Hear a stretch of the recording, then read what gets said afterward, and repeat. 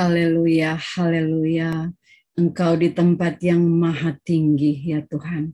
Engkau Tuhan yang tidak terhampiri, tetapi kami bersyukur ya Tuhan, kemuliaan-Mu Engkau tinggalkan, Engkau berikan roh-Mu, Engkau tinggalkan, Engkau berikan bagi anak-anak-Mu. Terima kasih Tuhan, terima kasih, sehingga kami boleh merasakan hadirat-Mu, kami boleh merasakan lawatan-Mu. Sungguh Engkau di tempat yang maha tinggi, yang maha mulia, tetapi kami boleh merasakan sebagai Bapa yang baik, sebagai teman kami, sebagai sahabat yang setia. Terima kasih Yesus, terima kasih.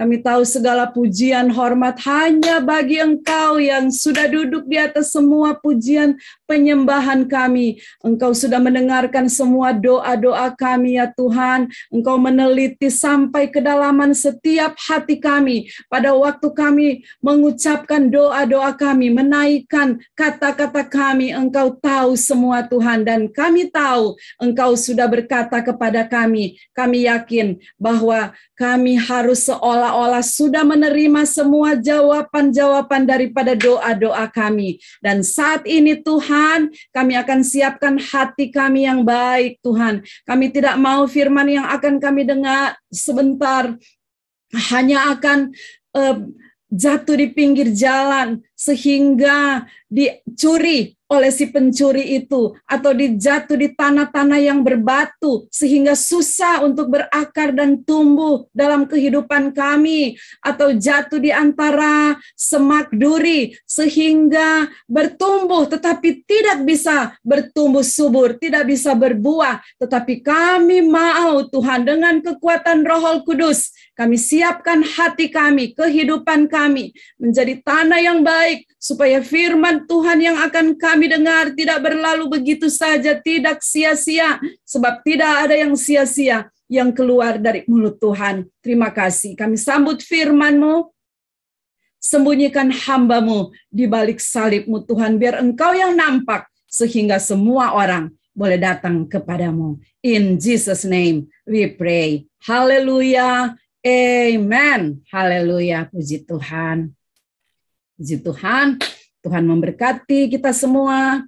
Saudara-saudara, luar biasa. Beberapa bulan. Pastor Ivo. Haleluya. Halo. Selamat pagi Pastor Ivo. Selamat pagi Indonesia.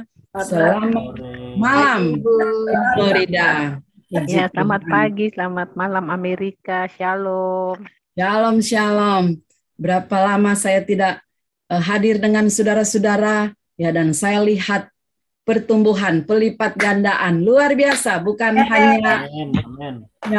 hanya kuantitasnya, tetapi kualitasnya juga. Haleluya. Tuhan memberkati saudara-saudara kita semua, sama-sama satu tubuh, satu anggota keluarga kerajaan yang tidak tergoyangkan itu. Amin. Dan saya berterima kasih.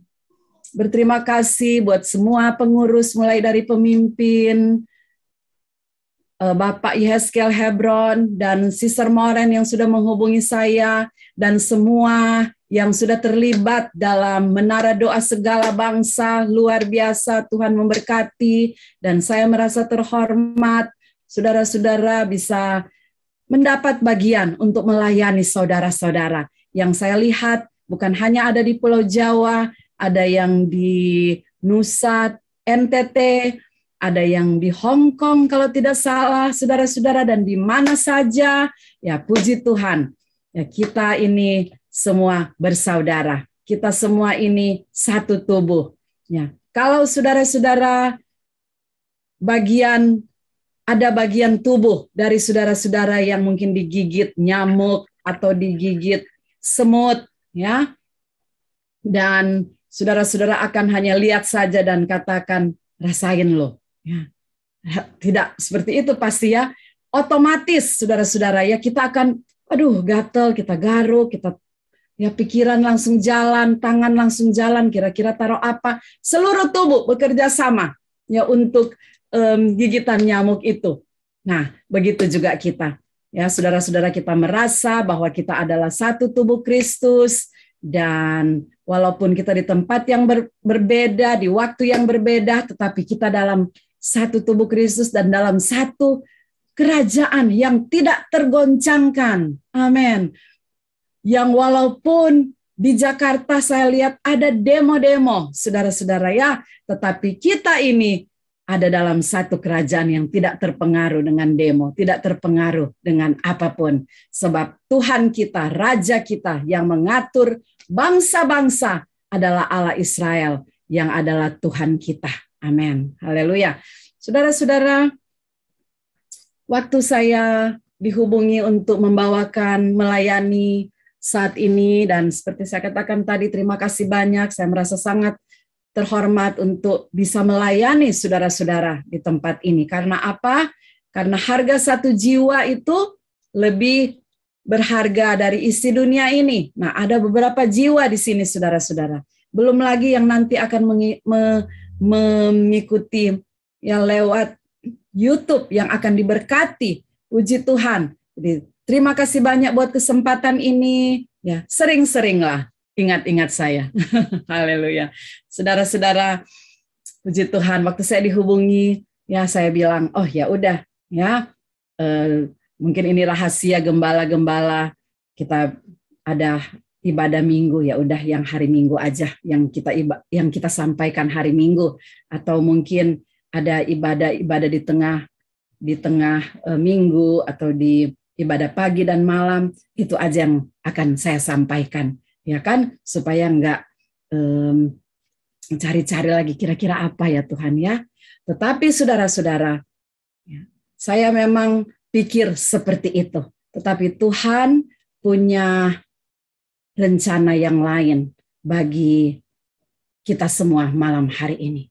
Saya dibawa mulai dari kemarin, saudara-saudara, saya dibawa ke sesuatu yang saya tahu ini isi hati Tuhan yang khusus pada saat ini untuk menara doa segala bangsa yang terlibat semua yang hadir pada saat ini. Ya, saudara-saudara, survei ya di Amerika, saya tidak tahu di negara-negara lain, tetapi survei di Amerika yang mengatakan bahwa dari anak-anak Tuhan, ya, jadi terbagi 3 golongan, dan 25%, ya ini anak-anak Tuhan ya, maksudnya ya anggota gereja yang sudah ada di dalam di dalam gereja, dalam orang Kristen lah, orang Kristen yang terbagi dalam 3 golongan. Yang pertama, golongan pertama adalah golongan yang tidak percaya bahwa setan itu ada. Ya. Jadi golongan ini, jadi katanya ada sekitar 25% ya orang-orang Kristen yang menurut survei di Amerika ya, yang itu hanya imajinasi, setan itu tidak ada. Nah yang kedua adalah golongan yang sama juga banyaknya, sekitar 25%, yang terlalu percaya sama setan. Apa-apa setan. Ya. Burung hitam lewat, dibilang setan kasih tanda. Ya. Ada bunyi-bunyi, dibilang, oh itu ada apa itu? Kalau orang Manado bilang pok-pok. Ya. Nah, terlalu apa-apa setan. Ya. Sampai ya kita sering dengar hamba Tuhan katakan, ya, itu setan sampai komplain.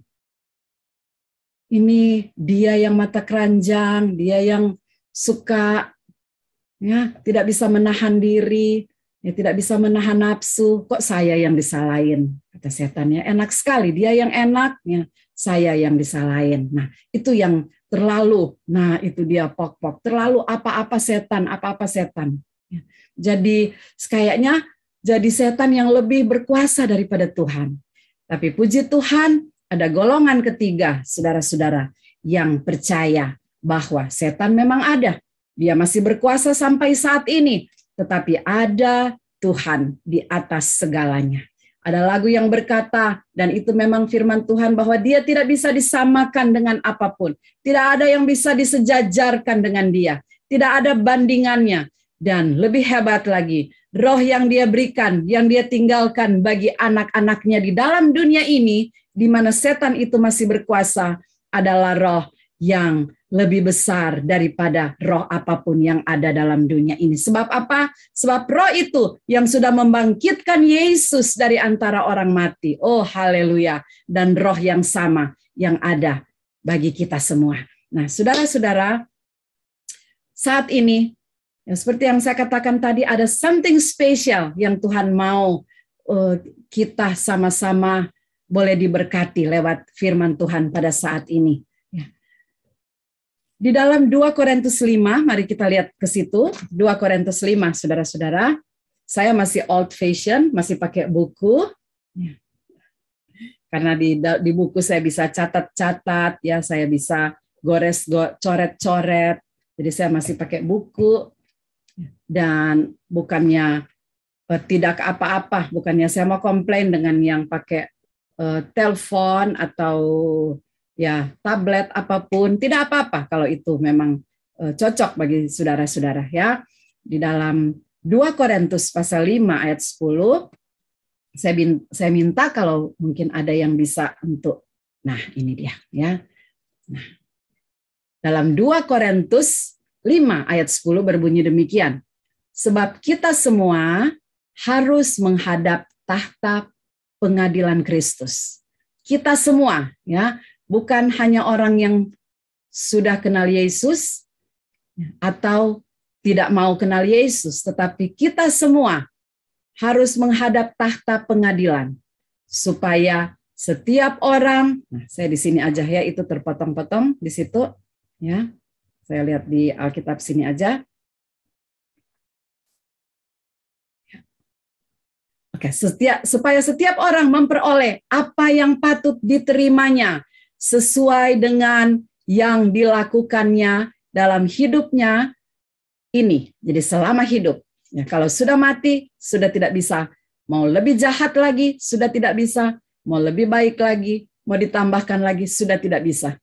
Ya, maksudnya sudah tidak bisa tambahkan kejahatannya, sudah tidak bisa tambahkan lagi kebaikannya. Tetapi selama hidupnya ini, baik ataupun jahat.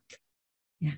Jadi semua kita, saudara-saudara, baik yang ada di dalam Harvest, ya, yang saya layani Harvest Jacks Family di Florida, yang mungkin ada yang ikut beberapa jemaat yang ikut saat ini, baik yang ada di Menara Doa Segala Bangsa, tidak terkecuali, dikatakan semua kita akan menghadap tahta Yesus Kristus. Ya. Dan kita akan memperoleh dari apa yang kita buat selama kita hidup. Baik itu yang baik maupun yang jahat. Nah, ayat 11, coba kita lihat ayat 11. Boleh ditampilkan ayat 11. Masih dalam 2 Korintus pasal 5. Ya. Kami tahu apa artinya takut akan Tuhan. Ya, ini saudara-saudara tahu ya, adalah surat Paulus kepada jemaat Korintus. Kami tahu apa artinya takut akan Tuhan. Karena itu kami berusaha meyakinkan orang. Sampai di situ aja bagian A. Saudara-saudara, dalam bahasa Inggrisnya dikatakan terror of God. Ya, jadi bukan hanya takut, tetapi teror. Ya, itu ketakutan yang mendalam akan Tuhan. Karena penghakiman. Waktu kita menghadap di depan penghakiman, tahta penghakiman itu. Dan ini disampaikan oleh Paulus. Paulus yang dalam pelayanannya, saudara-saudara, dia tidak pernah merasa takut. Ya. Apa? Dia bilang telanjangkah, kelaparankah, aniayakah? Tidak ada yang bisa memisahkan dia dari Tuhan. Tidak ada yang bisa menghentikan dia dari pelayanan. Ya. Tetapi kalau waktu dia bicara soal ini dia, saudara-saudara, penghakiman akhir ini, dikatakan dia takut, ya, terror of God, ya, fear of God itu bukan hanya takut yang biasa-biasa saja, sebab disitulah semuanya akan dibukakan apa yang kita perbuat. Nah, mari saudara-saudara kita lihat ya bahwa bukan hanya perbuatan yang akan dihakimi oleh Tuhan. Bukan hanya perbuatan-perbuatan kita selama hidup yang akan dinilai oleh Tuhan. Ada yang tahu apalagi? Selain tentu saja ada talenta, ya saudara-saudara tahu ada orang yang sudah dipercayakan oleh Tuhan, tentu saja hamba Tuhan, anak-anak Tuhan dipercayakan talenta, ya tetapi ada yang menyimpannya karena curiga dengan Tuhan itu yang menitipkan talenta. Tapi ada juga yang mengerjakannya dengan baik. Nah, selain itu, saudara-saudara, ya, mari kita lihat dalam Matius 12. Di Harvest Jacks Family kita sudah ada di Matius 13, kita dalam pelayanan pengembalaan saya, kita sudah ada di Alkitab di khotbah seri sudah ada di Matius 13. Ya, jadi ini beberapa minggu lalu saya sempat bahas soal ini, tetapi yang Tuhan kasih saat ini, saudara-saudara, adalah sesuatu yang baru buat kita semua. Ya, nah Matius 12 bisa ditampilkan atau kita baca sama-sama. Saya harap semua kita buka Alkitab, kita baca, ya, atau buka cellphone saudara-saudara, ayat 36 dan 37. Ya. Matius 12 ayat 36. Tetapi aku berkata kepadamu, setiap kata sia-sia yang diucapkan orang harus dipertanggungjawabkan pada hari penghakiman. Menurut ucapanmu engkau akan dibenarkan. Menurut ucapanmu pula engkau akan dihukum. Ya, saudara-saudara, jadi bukan hanya apa yang kita buat, ya, bukan hanya apa yang kita kerjakan sebagai anak-anak Tuhan, sebagai hamba-hamba Tuhan, tetapi hati-hati dengan apa yang kita katakan. Ya, dikatakan bahwa dari ucapan-ucapan kita akan dibenarkan, atau dari ucapan-ucapan kita akan dihukum. Dan puji Tuhan, tadi ada kata-kata iman yang dibacakan oleh seorang sister. Kata-kata iman. Nah, kata-kata yang mestinya itu yang keluar dari mulut kita, anak-anak Tuhan. Tetapi, ya, kadang-kadang cuma pada waktu, terus terang, ya, mungkin ada di antara kita, atau saya juga, cuman pada waktu beribadah, cuman pada waktu seperti ini, kita katakan itu pujian apa? Ya, Lord, I give you my heart, ya, I give you everything. Ada lagu yang berkata apa? Aku tidak punya hak lagi dengan kehidupanku. Tetapi tidak usah setelah keluar dari gereja. Masih di dalam gereja. Lalu ada sesuatu yang timbul di hati. Ada teman masih mungkin di dalam persekutuan seperti ini. Ada yang mengecewakan. Ada hal-hal, ada persoalan yang terjadi. Itu kata-kata yang kita nyanyikan di dalam gereja. Kita nyanyikan di dalam persekutuan seperti ini. Ya, yang kita nyanyikan di sosial media itu kita batalkan dengan kata-kata kita sendiri. Dan saudara-saudara, Tuhan berkata kepada orang Israel, aku mendengar, ya, apa yang engkau bicarakan di dalam tendamu. Aku mendengar apa yang engkau keluhkan, apa yang engkau grumble, ya, apa yang engkau apa itu grumble, saudara-saudara, menggerutu, yang digerutukan, yang dikomplain, even di dalam tenda. Bukan hanya, ya, Tuhan melihat pujian penyembahan kita di tempat-tempat seperti ini, tetapi setelah kita berpisah dari tempat ini, kita ada di tempat masing-masing. Apa yang semua yang kita ucapkan, yang kita sampaikan, satu kali kita akan diadili dengan apa yang kita sampaikan dan yang kita ucapkan.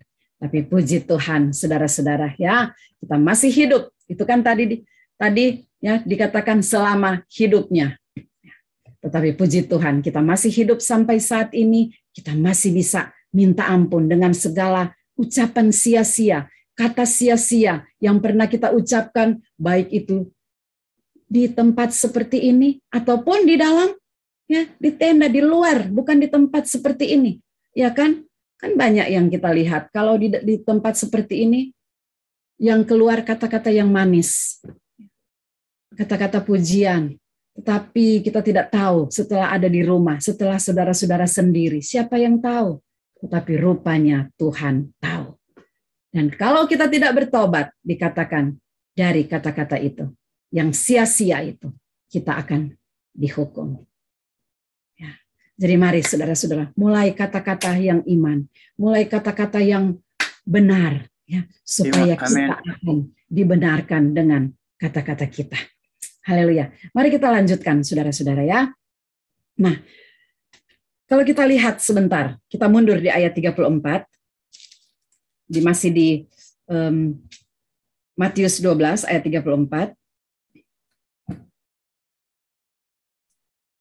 Hai kamu keturunan ular beludak, ini Yesus yang sampaikan, bagaimanakah kamu dapat mengucapkan hal-hal yang baik, sedangkan kamu sendiri jahat?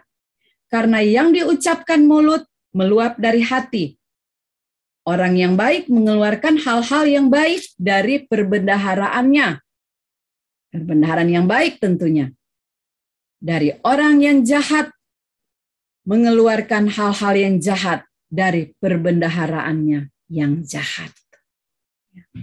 Jadi saudara-saudara, rupanya yang keluar di mulut itu, ya, itu menggambarkan apa yang ada di hati seseorang. Seperti yang saya katakan tadi, mungkin di keadaan seperti ini tidak begitu kelihatan. Ya. Ada yang katakan, kalau saudara-saudara mau tahu sifat seseorang, tinggal 3 hari di rumahnya. Nah, ya, tinggal 3 hari di rumahnya. Kalau cuma bertemu seperti ini, kelihatannya angkat tangan, ya. Worship leader suruh angkat tangan, ya, aduh, angkat tangan, sungguh-sungguh. Ya. Waktu worship leader katakan, amin, haleluya, mari kita ya speaking in tongue, ya, mulai berbahasa lidah, ya. Tetapi kalau mau tahu persis keadaan orang itu, tinggal beberapa hari di rumahnya. Nah, puji Tuhan, firman Tuhan sudah datang kepada kita. Rupanya apa yang keluar dari hati itulah. Ya. Kalau perbendaharaan hati baik, pasti akan keluar kata-kata yang baik. Dan ingat, dengan kata-kata itu kita akan dibenarkan, kata-kata yang baik itu. Kalau perbendaharaan hati itu cemburu, iri, apalagi kecewa, ya, itu yang keluar begitu. Ya, kenapa saya tidak seperti dia? Kenapa suara saya tidak sebagus dia? Kenapa saya tidak bisa main musik? Ya, kenapa saya tidak bisa berkhotbah? Kenapa saya tidak punya itu, tidak punya ini? Nah itu, ya, yang keluar dari hati itu, yang keluar dari perbendaharaan itu. Terkeluar, menggambarkan apa yang ada di hati itu yang keluar dari mulut. Ya. Tetapi kalau cukup dengan apa adanya, ya, suara saya begini, tapi tidak apa-apa, saya masih punya suara. Ya. Ya. Seperti ini, seperti itu. Saya tidak punya mobil, tapi saya masih punya kaki, masih punya uang, ya, untuk naik taksi atau naik Grab, ya, saudara-saudara. Nah, itu berarti itu hatinya penuh dengan perbendaharaan yang baik. Karena coba kita lihat Yudas dulu sebentar. Kita lihat Yudas. Haleluya, puji Tuhan. Coba boleh ditampilkan juga, ya. Yudas 1 ayat 16.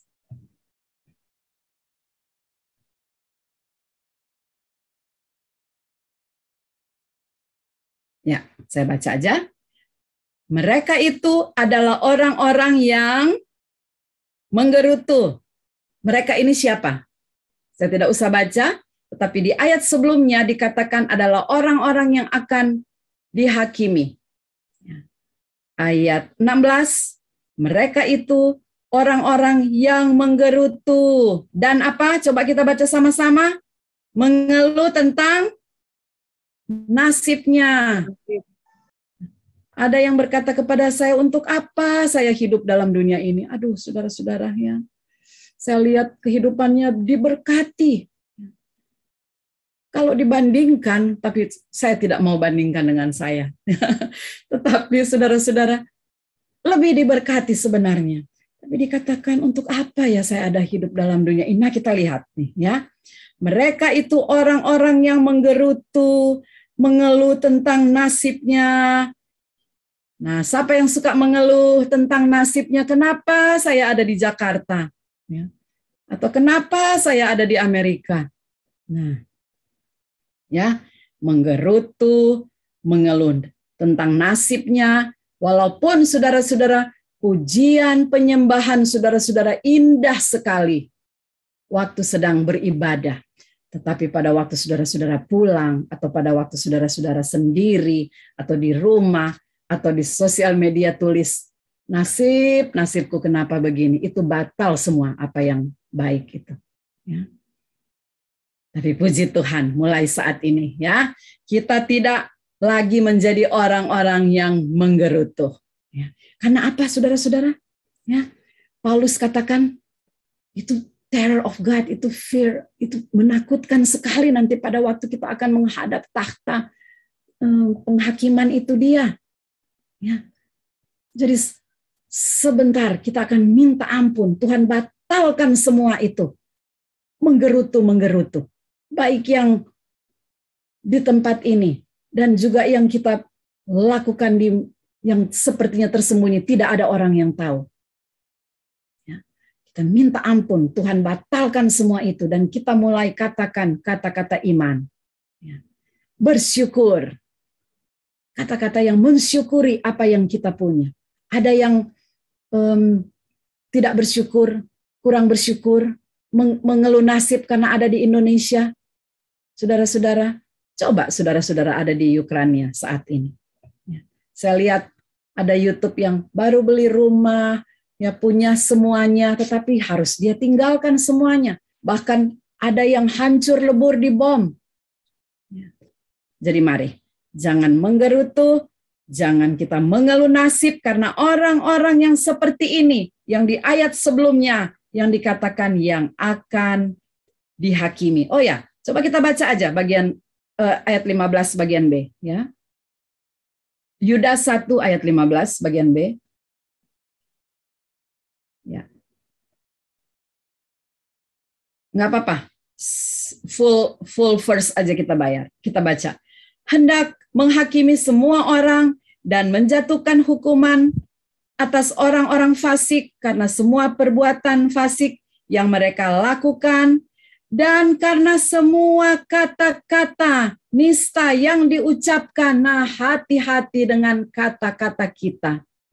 Ya, saudara-saudara, kata-kata yang diucapkan orang-orang berdosa yang fasik itu terhadap Tuhan. Mungkin saudara pikir, saya nggak pernah menista Tuhan. Waktu saudara-saudara khawatir, itu sama dengan menista Tuhan yang luar biasa yang punya alam semesta dan seisi dunia ini. Waktu saudara-saudara mengeluh nasib, itu sama dengan mengecilkan Tuhan yang berjanji bahwa masa depan kita adalah masa depan yang penuh dengan damai sejahtera. Haleluya, puji Tuhan. Saudara-saudara, kalau saudara-saudara mau lihat di Kolose pasal 3, ya kita pergi ke sana saja, tetapi saya tidak akan baca karena nanti terlalu panjang, tetapi saya tahu saudara-saudara semua di sini setiap hari, setiap saat diisi oleh firman Tuhan, ya. Jadi pasti ingat dan tahu persis dalam Kolose pasal 3 Di situ ada dikatakan salah satu dari yang harus kita matikan, yang harus kita buang dari kehidupan kita adalah kata-kata yang tidak baik. Kata-kata yang sia-sia. Kata-kata yang tidak berguna. Sampai Amsal katakan apa? Kalau mau kelihatan pintar, ya, walaupun orang itu bodoh, kalau mau kelihatan pintar apa katanya? Diam aja. Kalau dia diam, wah kelihatannya berhikmat, kelihatannya pintar. Nah, jadi kata-kata yang sia-sia, kata-kata yang percuma, ya, gosip, ya, apalagi sekarang, ya, lihat hoax dibagi-bagikan, padahal nggak benar, tidak usah seperti itu. Ya. Ada berita yang kita belum tahu benar atau tidak, senang sekali sampaikan. Ya, teks. Sekarang kan ya, teks ke seluruh dunia gampang sekali. Langsung, tahu nggak? Tapi jangan bilang-bilang ya. Semua jangan bilang-bilang. Dan akhirnya semua tahu, saudara-saudara. Ya. Seperti yang kita lihat di sini. Matikan dan buang. Matikanlah, buanglah. Berarti tugas kita. Ya. Tugas kita. Ya, jangan bilang-bilang berantai, betul itu dia. Ya. Ya. Ya. Tugas kita yang matikan. Tugas kita yang buang. Seperti yang tadi saya sampaikan di pemula, ya, permulaan waktu kita mulai mendengarkan firman Tuhan. Ya, jangan yang golongan orang nomor 2, ya, yang apa-apa salahkan setan, padahal dia yang suka gosip, suka berkata-kata yang tidak baik, suka itu cerita cuman A sampai B, yang mestinya lebih baik diam aja tidak usah disampaikan, tetapi menjadi C, D, menjadi C, D, E, F ke orang lain. Sia-sia semua. Dan kita yang suka menyampaikan, menambah-nambahkan, melebih-lebihkan, kita semua akan dihakimi oleh Tuhan. Ya. Tapi puji Tuhan, firman Tuhan pedang bermata 2. Baik saya, baik saudara-saudara, ya, kita bertobat. Saya sering, saudara-saudara, ya, melihat ada juga orang-orang yang percaya dengan pemikirannya, percaya dengan apa yang dia pikir. Maksudnya gini, ada orang-orang yang pemikirannya sendiri, yang dia pikir tentang seseorang, itu cuma pikirannya dia loh, ya, belum tentu benar. Tetapi dia sudah tuduhkan dan ceritakan ke orang lain. Jadi apa yang ada di pikirannya itu dia anggap itu sesuatu yang benar, padahal salah. Jadi lebih baik saudara-saudara, kalau tidak betul, kalau saudara-saudara belum yakin itu betul atau tidak, lebih baik diam. Ya, karena kita akan mempertanggungjawabkan semuanya itu. Kita yang dikasih Tuhan untuk matikan, kita yang dikasih Tuhan tugas untuk, ya itu halo itu dia. Ya, kita yang dikasih tugas oleh Tuhan untuk buang, kita yang matikan, kita yang buang. Jangan kita bilang, aduh bagaimana ya, saya sih cuma dengar dia itu seperti ini, tapi setan tambah-tambahin di telinga saya. Jadi waktu saya ceritain ke orang lain, jadi panjang deh. Itu gara-gara setan sih. Nah, tidak ya. Kita yang harus matikan, kita yang harus buang. Itu tugas kita.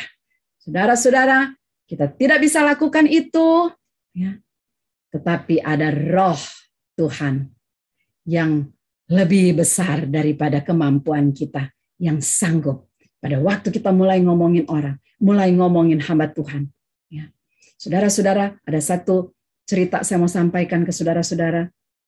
Tiba-tiba ada jemaat dari kami yang tidak mau beribadah lagi. Karena katanya lagu-lagunya, lagu-lagu Hillsong. Ya. Saya pikir, ada apa dengan lagu-lagu Hillsong? Saya tuh nggak tahu gitu ya. Setelah beberapa hari, saya cek, oh ada kasus yang terjadi di Hillsong. Ya. Dan saudara-saudara, ingat apa yang saya sampaikan tadi, kita ini satu tubuh dalam Tuhan. Ya. Kalau kepala kita kejedok, Ya, apa kita mau bilang rasain lo? Ya, mata juga sih, nggak lihat, rasain lo sakit. Sekalian sama mata yang nggak lihat. Enggak, kita nggak berkata begitu. Kita langsung sayang kepala kita, ya, langsung semua bergerak untuk yang sakit itu. Ya. Jadi mari saudara-saudara, daripada kita ngomongin hamba Tuhan, ngomongin orang-orang yang sedang jatuh, yang saat ini kecewa, ya, mari lebih baik kita mendoakan mereka. Amin. Karena mereka pun adalah anggota tubuh kita, saudara-saudara. Bagian soal nanti dikerat dari tubuh itu urusan Tuhan, tetapi urusan kita menyayangi dengan tulus anggota tubuh Kristus. Ya, seperti dalam Matius 5 kan, khotbah Yesus katakan, waktu kamu mau beri persembahan, ya, tetapi ingat, belum beres dengan saudara-saudara. Ada kata-kata yang menyakiti. Ada persoalan yang belum beres, dan kebanyakan kan dari kata-kata. Ya kan, kalau diam-diaman, ya, coba saudara-saudara, kalau diam, ya, enggak mengadu mulut, berkata-kata, enggak, ya, ngatain, kan tidak menyakiti, ya. Nah, dikatakan tinggalkan dulu, lebih baik jangan kasih persembahan. Minta maaf dulu, ya, selesaikan dulu, maafin kata-kata saya, maafin saya pernah ngomongin kamu di belakang, ya, maafin saya pernah mengeluh nasib saya, maafkan Tuhan saya pernah menggerutu, ya, dan barulah kita memberikan persembahan sehingga persembahan kita berkenan di hadapan Tuhan. Ya, puji Tuhan, saudara-saudara, Tuhan memberkati. Di Matius 5, saudara-saudara bisa baca, ya. Bahkan memberi salam pun, ya, salam itu kan kata-kata, ya. Memberi salam pun kepada orang dikatakan usahakan kitalah yang memberi salam lebih dahulu. Ya. Dan ya, puji Tuhan, ya, firman Tuhan sampai di sini saja, saudara-saudara. Tetapi pesan isi hati Tuhan buat kita semua, ya, supaya nanti pada waktu kita sama-sama ngantri, ya, atau sama-sama, ya, menghadap Tuhan, kita ngantri akan dihakimi tentang apa yang kita katakan. Lalu terdengarlah, oh, hanya kata-kata pujian, hanya kata-kata penyembahan, hanya kata-kata ucapan syukur, hanya kata-kata yang baik pada waktu dia mendengar ada hamba Tuhan yang jatuh, ada teman yang jatuh. Oh, hanya kata-kata doa yang dia sampaikan. Dan Tuhan memberkati, Tuhan menolong supaya firman Tuhan yang boleh kita dengar, saudara-saudara, bisa itu tertanam. Seperti Daud boleh berkata apa? Kurenungkan firman-Mu siang dan malam. Ya. Waktu mulai mau keluar kata-kata yang tidak baik, firman Tuhan berkata, ya, aku akan diadili nih dengan apa yang aku katakan. Ganti, ya, buang itu kata-kata, matikan itu, ganti dengan kata-kata yang benar, kata-kata yang baik. Puji Tuhan, ya, saudara-saudara. Mari kita, ya, di akhir share firman Tuhan ini, saudara-saudara, saya encourage saudara-saudara untuk baca lagi kembali itu bukan Kolose, ya, itu Yakobus, James, ya, baca kembali itu Yakobus pasal 3. Ya, baca kembali saudara-saudara, ya, karena seperti saudara-saudara makan hari ini, besok saudara-saudara pasti sudah lapar lagi. Jangan pikir, oh, saya sudah pernah baca kok ayat-ayat itu, ya. Tetapi biarlah seperti makanan jasmani, ini makanan rohani kita, ya. Ya, kita lihat bahwa ya, ini makanan rohani kita yang selalu kita perlukan, kita butuhkan. Kita baca lagi itu fungsi dari lidah, ya. Itu berbahaya sekali itu lidah itu dia, ya. Dan biarlah kita jadi orang-orang yang ayat 9 dikatakan, dengan lidah kita memuji Tuhan Bapa kita, dengan lidah kita mengutuk manusia yang diciptakan menurut rupa Allah. Jangan seperti itu ya, tapi dengan lidah kita terus memuji Tuhan. Haleluya. Ya, di mana di ayat di ayat 6 bagian B. Ya. Akibat dari lidah itu dikatakan, lidah itu dinyalakan oleh api neraka. Ya, ini aja baca yang bagian akhir. Itu lidah. Itu terlalu panjang ya. Saudara-saudara, saya tadi sudah mau tutup, saya ingat ayat-ayat ini. Ya. Dan juga ada ayat-ayat yang berkata pada waktu engkau mengatakan orang itu kafir, ya, bodoh, ya, itu ada di mana, saudara-saudara? Ada yang ingat ayat-ayat itu? Ya. Nah, ini jangan kita suka mengata-ngatain orang, dan jangan juga, haleluya, ya, nanti tanya sama hambanya Sesmauren Lasut, itu ayat-ayatnya. Puji Tuhan, Tuhan memberkati saudara-saudara, dan seperti yang saya sampaikan tadi, satu kali kita akan menghadap bersama-sama dan kita bersyukur. Firman Tuhan ini sudah datang lebih dulu. Maksudnya saya menghadap tahtanya bersama-sama, tahta pengadilan. Dan kita bersyukur ayat-ayat ini sudah diingatkan kembali oleh Tuhan bagi kita. Dan kita bertobat. Mulai saat ini saya tidak akan mengeluarkan kata-kata yang sia-sia. Saya tidak akan mengeluarkan kata-kata yang bohong. Saya tidak akan mengeluarkan kata-kata gosip. Saya tidak akan mengeluarkan kata-kata yang jahat tentang seseorang, tetapi saya akan mengeluarkan kata-kata yang baik, yang mengucap syukur. Kata-kata pengajaran, kalaupun menegur seseorang, menegur dengan sabar dan hikmat pengajaran. Tuhan memberkati kita semua. Haleluya, puji Tuhan.